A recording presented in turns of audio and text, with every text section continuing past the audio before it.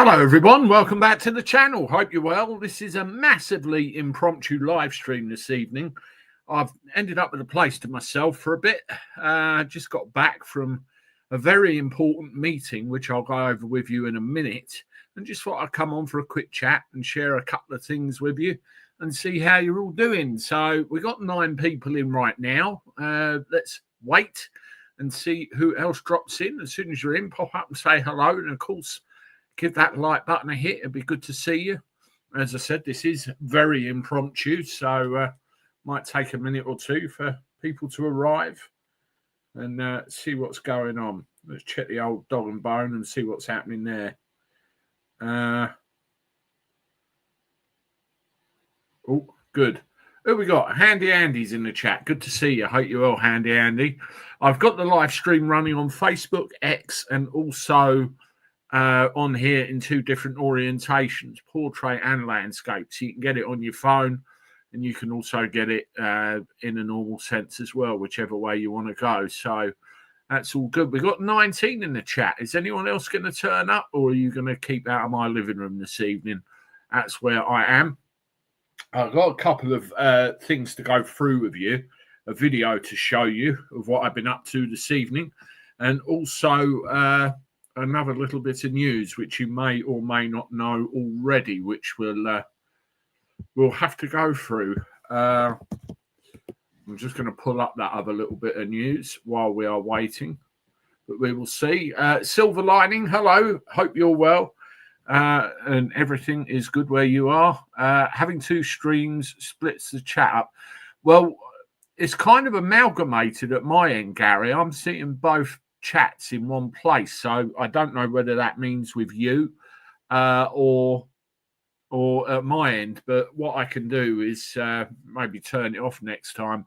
It's just really a new bit of kit, I suppose, that StreamYard's given me, so I just want to play with it and see what it does, really. Good Silver Lining, glad you are okay. Well, the first bit of news, as you know, I went to Chester at the beginning of November to cover the election petition trial to do with Graham Moore at the Chester Crown Court. And of course, I gave you coverage of that. You followed it, and you know, you wanted to see what was going on because the actual mainstream media just didn't cover it one little iota. It really was something to behold. Now, what's happened today, we've got a little bit of news come in, and unfortunately, it isn't good news. Just to show you, this is Graham and I outside the court. That was on the last day of the petition, and we immediately went down the pub. Straight after that, I, of course, didn't drink alcohol, as I haven't for well over a year, but there we are. Well, unfortunately, Graham got the judgment through today, and he was unsuccessful in the petition. In plain language, he lost. So, you know, that's where we are with that. Just to show you, if anyone is interested, this is a copy of the judgment. It's 30 pages in length. I have personally read all 30 pages. I've read the entire judgment, so I know exactly what's going on, and also the dire amount of costs they're trying to shaft him with, which is unbelievable. I've had a quick back and forward with Graham this evening saying, you know, what do you want to do about this? Do you want me to come out and say anything, or do you want to you know, do it in a different way? And he said we can do a live, so that's what we're going to do. He's live on his channel at the moment over on Rumble, the full English, but I'm going to do something with him hopefully tomorrow or maybe the day after, see how he's getting on. But whatever happens with everything, what we have to make sure is that we get as many eyes on this as possible.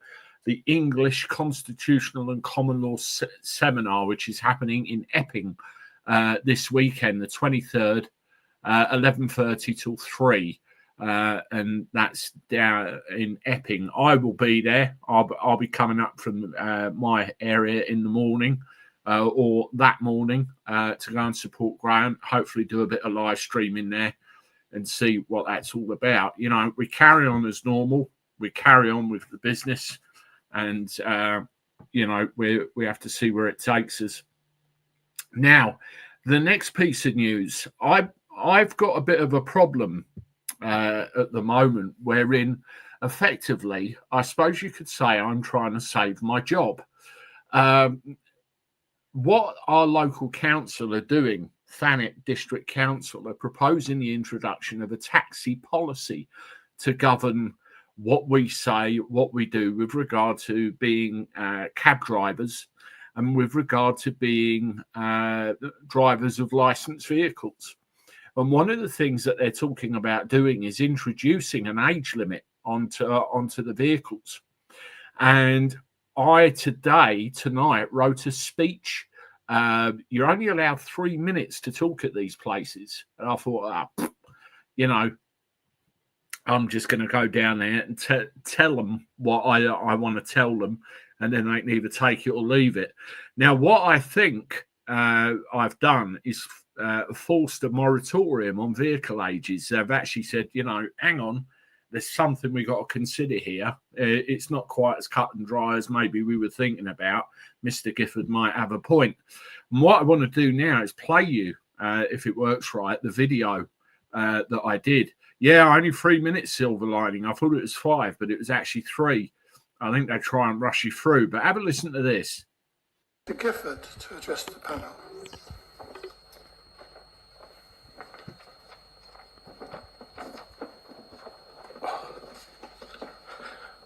Thank you, Chair, members, fellow operators.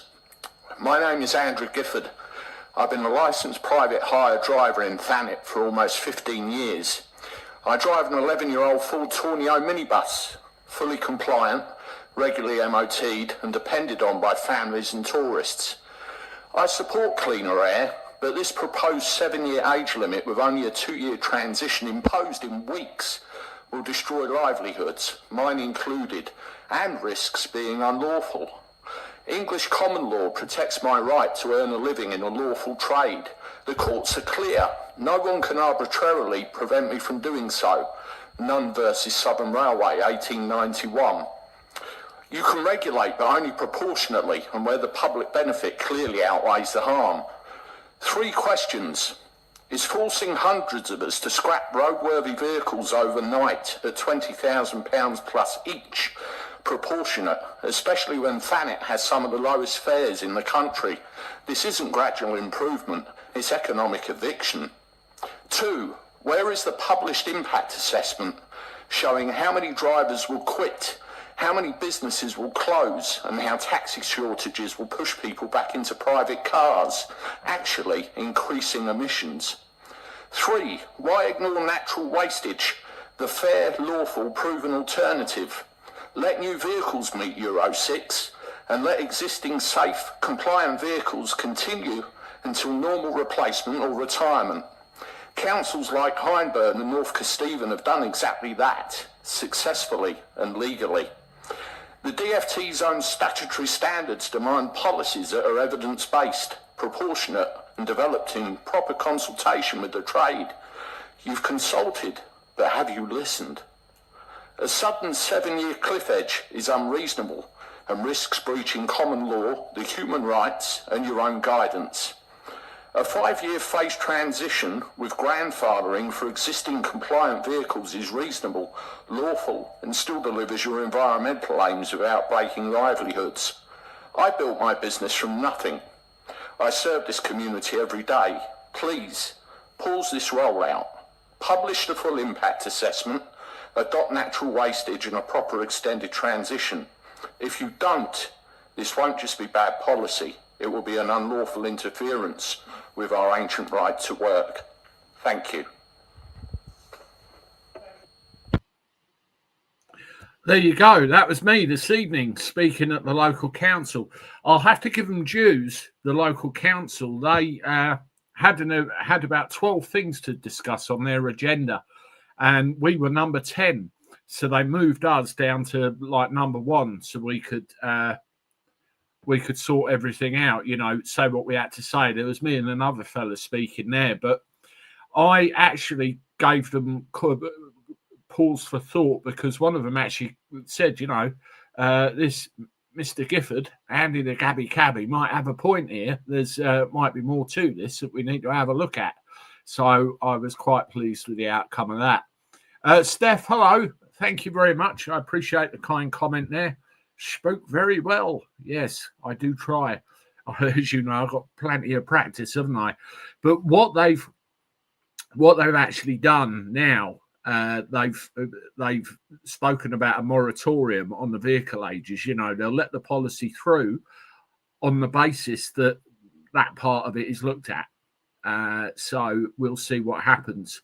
I've also got something else up my sleeve as well, which I may or may not have to do, but we'll see what happens there. Now, the next thing, I did a couple of videos earlier, one on juries to do with Keir Starmer, talking about him getting rid of juries again, and another video showing you a new toy. And the one thing that was evident with both of these things, the sound was crap and it was all wobbly. And what I want to show you is what that toy was in this bag. So this is it. To give you an idea, I've got to find the bloody thing. Oh,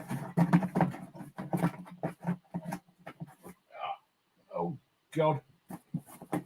Crash bang wallet. No, I can't find it. But basically, this is a replacement selfie stick.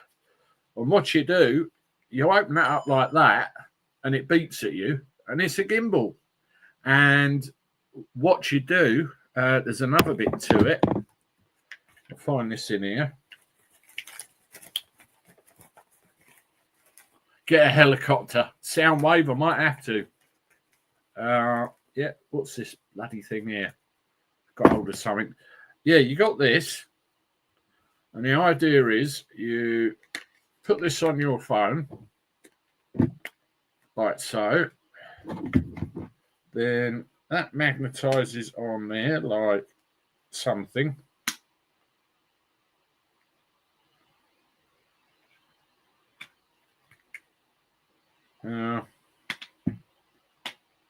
That's it. And then it's a gimbal, basically. And I haven't quite got the gist of it yet. But you can use it to record stuff. And I will get the gist of it at some point. There you go.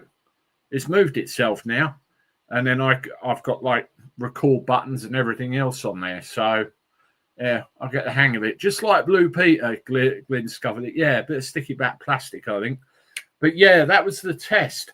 And I think what happened earlier, I got... let's just turn this damn thing off. I think the sound was a bit tinny because where I was in my car as well, it went a bit loopy.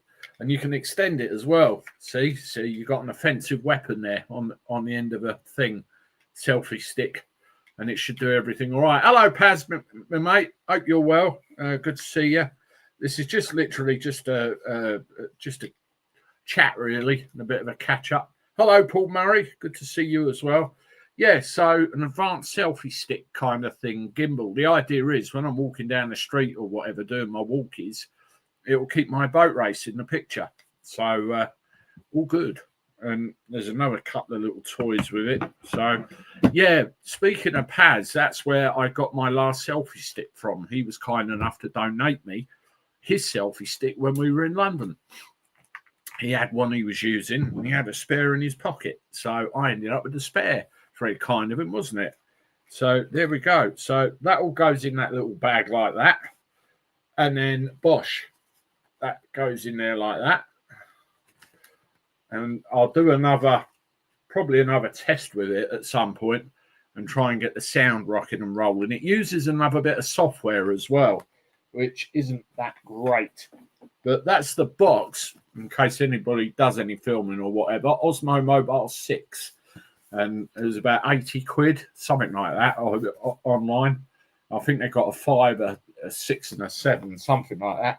But one of my mates has got the 6, and I said I'll have some of that, and then that pairs up with these Rode microphones. These are cool because you've got that's your little kit in there, 2 microphones and a receiver. That's pretty good for being out and about, seeing what's going on. So there we go. Yeah, sometimes you have to update the firmware. I think it did actually ask me if I wanted to do a firmware update. That's very true. Labour councillor resigns over same landlord licence blunder made by Reeves Michael Situ, who runs housing at Southwark Council. Blame letting agents for failings. Deja vu, but Reeves didn't resign. Well, she's one of the protected few, isn't she? Yes, Reg D. Daddy Dragon's case has been dismissed. No justice. I spoke very briefly about that at the beginning of this live stream. Yes, Graham didn't win his case. There is a 30-page judgment online, which you can read, but basically they've thrown it out, the long and short of it. That's the very, very truncated few-word answer, but obviously it's more complicated than that. If you go online and type in Graham Moore v. Sarah Poacham result, it will give you the full SP there. I'm going to be doing a live with Graham, hopefully tomorrow, possibly the day after, where we will go and talk about everything and what's going on. I mean, one thing as well, which is very relevant, the case was heard in front of 2 judges. And you have to ask the question, don't you? What if it was a jury? Would the result have been different? Maybe. Who knows? But yeah, it is gutting. It is gutting. Yeah, hang on. I'll dump the link in the chat for you that's just asked. And now there's something to report. You know, BBC to give Graham a kicking. They've decided to go on there and do that. There's the link to it. It's on the judiciary website, but you can Google it. Dave, yes, there is 2 lives running. There's one horizontal and one vertical. I'm just having a play because it says you can do both at once, and I thought I'd see what was going on there. Yeah, Majestic. It's the actual judgment's 30 pages in length, so it is a bit of a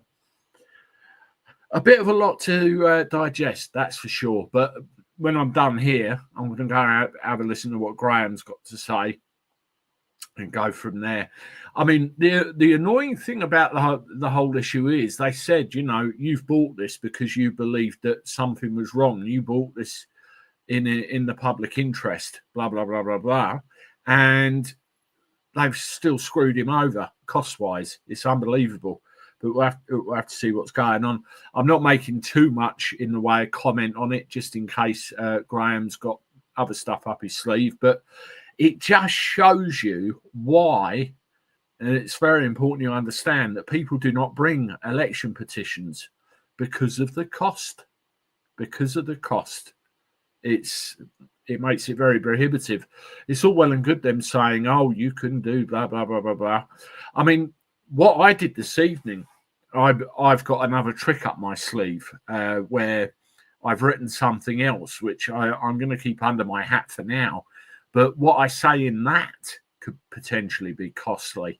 You know, there's no access to justice or the process or the rule of law. There isn't. Can he appeal? That's a very good question. I do not know. But you know, the problem is as well. It's effectively financial terrorism, because even though this case was dismissed, there were 2 appeals before it, both of which Graham won. So, and when I say appeal, it was them appealing, trying to get this case in Chester thrown out. So I have to ask myself the question, if you were so sure you were going to win, why the appeals? And there's a few other questions as well. But the point I was getting at with the appeals, even though Graham won, they still tried to hammer him for costs. It was just financial disparity all the way through. It was awful, really awful. Anyway, I'm going to have a quick look at a couple of the comments, and then I'm going to call it a night, I think. They wanted to give the impression he was going to win, then boom, all that evidence. How can they dismiss the case? Absolutely. I'm with you there. Andy, have you heard that the BNP has restarted? I follow the daily agenda, and he was saying that the previous leaders have to go, but it's only short, but they're nationalists. Okay. The problem with the BNP for me is in the name.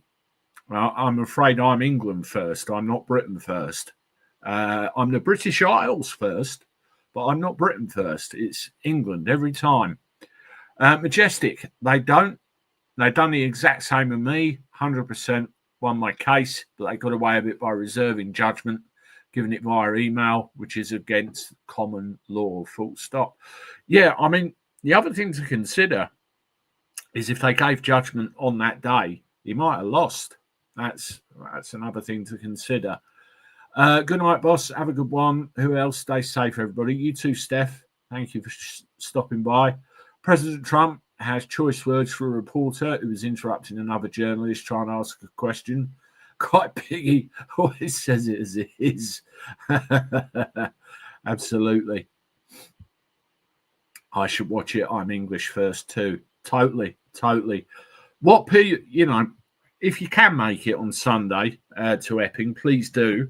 I'm going to make sure it's live streamed, and you'll learn all about the Constitution, your rights, and everything else. But people need to wake up to the fact we do have rights. We do have a Constitution, as you heard in the speech I gave at the council earlier on. I used the Constitution. The particular president that was set. That's common law. It's a president that dictates that. So let's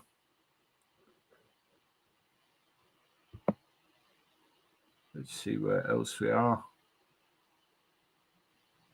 See what other comments.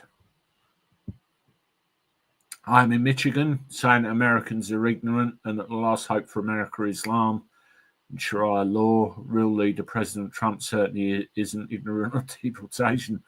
Absolutely. Going back to the taxi thing, I had a conversation with a couple of people outside, one of which I've known for years, and the other one is one of the other local business owners. And they're looking at things from a slightly different tack to me. So we'll have to see what happens. But overall, there's a lot of problems. There really is a lot of problems. We'll see what happens. Anyway, that's it. I just wanted to come on for 20, 25 minutes, say hello to everybody, run through a quick couple of items. So Graham, we're going to do a live. I'll have a chat with him either tonight or tomorrow, get that sorted out, and we'll find out the full SP. With the taxi side of things, thank you for your comments. I appreciate what you said, and hopefully things will go our way. Keep you posted. That bloody dingle-dangle selfie stick thing, I'll continue playing with that and get that working properly. And I'll be back tomorrow with more stuff. So thank you very much. Continue supporting the channel. Subscribe, hit the like button, share me bits and bobs. I look forward to talking to you soon. Toodaloo.